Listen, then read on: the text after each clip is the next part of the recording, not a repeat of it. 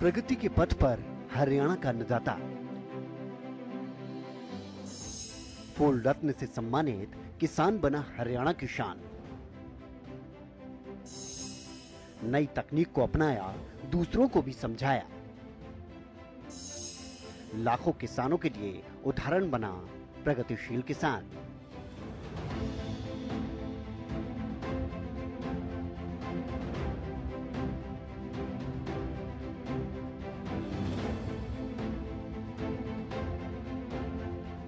एक समय था जब खेती को घाटे का सौदा कहा जाता था। खर्चा और लागत ज्यादा थी और मुनाफा बेहद कम। ऐसे में केंद्र सरकार और राज्य सरकारों ने किसानों को प्राकृतिक खेती के लिए प्रोत्साहित करना शुरू किया। किसानों को आर्थिक तौर पर मदद भी की गई, तो उन्हें खेती की नई तकनीक से भी जागरूक करवाया। धीरे धीरे किसान प्राकृतिक खेती की ओर आकर्षित हुए और अपनी आय को भी दोगुना किया।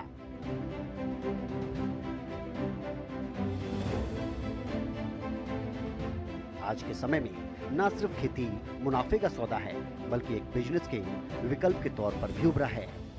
अब किसान ही नहीं, बल्कि पढ़े लिखे लोग भी खेती की ओर अग्रसर हो रहे हैं और अपनी आय बढ़ाने का काम कर रहे हैं। यमुनानगर के एक गांव करेड़ा खुर्द के रहने वाले कृष्ण लाल पेशे से एक डॉक्टर हैं, जो अपने ही गांव में क्लिनिक चलाते हैं। उनके 2 बेटे हैं। एक ने यमुनानगर शहर में निजी अस्पताल खोल रखा है, तो दूसरे लड़के ब्रजेश ने बीटेक की पढ़ाई करके साल 2016 में पॉली हाउस की खेती करके अपनी किस्मत आजमाई।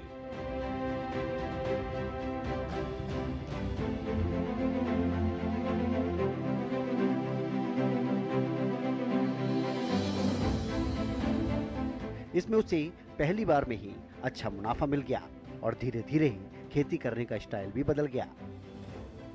फूलों की खेती और अमरूद लगाकर ब्रजेश ने आधुनिक तकनीक से खेती करनी शुरू कर दी, जिसमें संरक्षित खेती से ज्यादा मुनाफा होने लगा।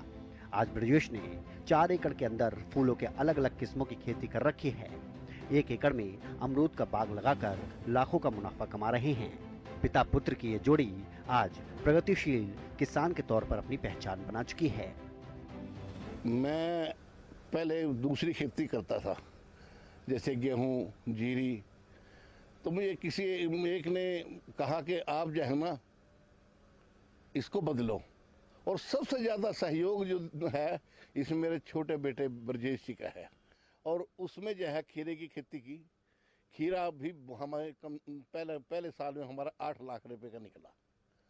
दूसरी बार फिर खीरा लगाया, वो तब भी हमारा 7 लाख का निकला। उसके बाद जो है फिर ये कहने लगा, पापा जी मैं तो फूलों को पढ़ाता हूँ। इसने फिर फूलों को पढ़ा गए।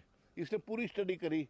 इसने पुणे से जो है ना, ये अपना गुलाब, और जरबेरा जो है बंगलौर से।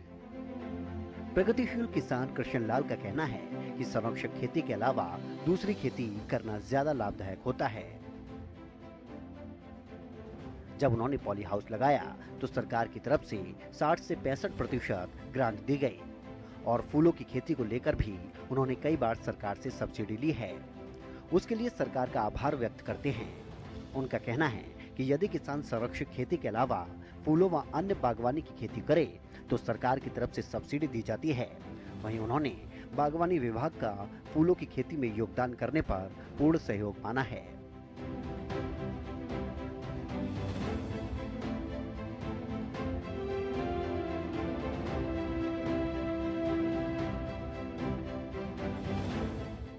उनके पिता गांव में ही डॉक्टरी का काम करते हैं और उनकी समय समय पर सहायता भी करते हैं। ब्रजेश अपनी खेती सूक्ष्म सिंचाई द्वारा करते हैं, जिसमें पानी की काफी बचत होती है और ब्रजेश फूलों को अलग अलग शहरों में बेचने के लिए जाते हैं, जिससे वो अच्छा मुनाफा कमा लेते हैं। उन्होंने ऐसे फूलों के बारे में बताया जिस पर बिजली के बल्ब लगाकर फूल उगाए जाते हैं। शादी के सीजन में फूलों से अच्छी कमाई हो जाती है। उन्होंने कहा कि सरकार की तरफ से समय समय पर उनको सहायता मिलती रहती है।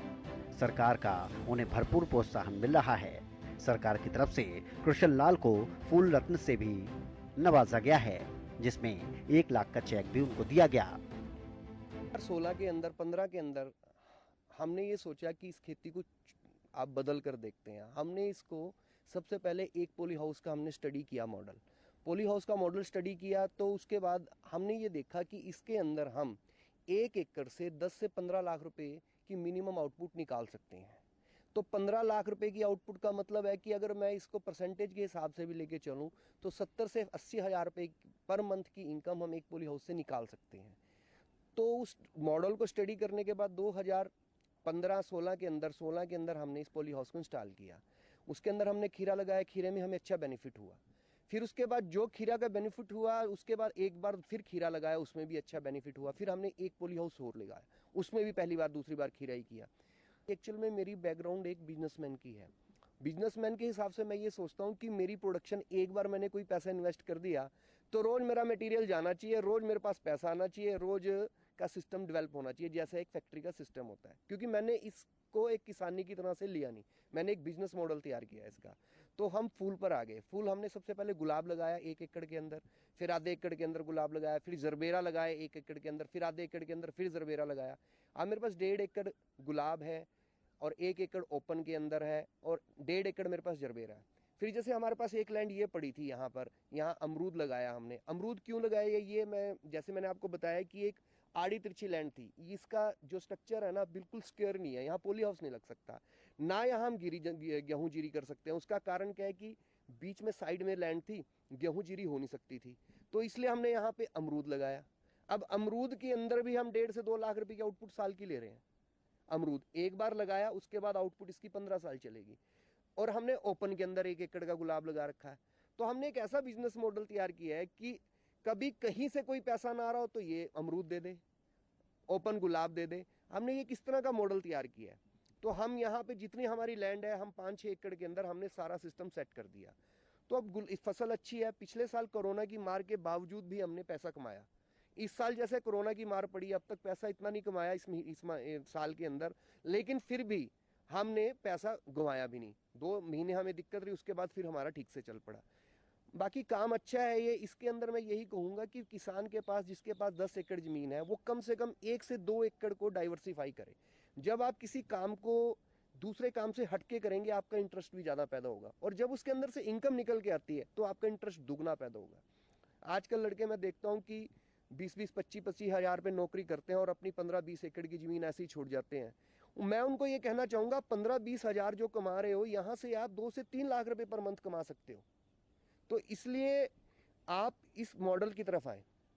ये अपने आप में बहुत अच्छा मॉडल है पॉली हाउस का, और सबसे बड़ी बात, सरकार बड़ा सहयोग करती है। वही कृष्णलाल ने बताया कि पहले संरक्षित खेती करते थे, जिसमें जीरी, गन्ना, गेहूं लगाते थे, लेकिन उनके छोटे बेटे ब्रजेश ने पॉली हाउस लगाकर सबसे पहले खीरे की खेती की, जिसमें अच्छा मुनाफा मिल गया। ब्रजेश ने दूसरे शहरों से फूलों के पौधे मंगवाकर फूलों की खेती शुरू कर दी और आज अच्छा मुनाफा कमा रहे हैं। सब्जियों और फलों का उत्पादन करने के साथ साथ अब क्षेत्र के किसान फूलों की खेती पर अपना भविष्य संवारने में पीछे नहीं हट रहे। प्रगतिशील किसान का कहना है कि जूटे के फूल के साथ साथ वो कई महंगी किस्मों के फूलों की खेती कर आर्थिक दिशा को भी सुधार सकते हैं।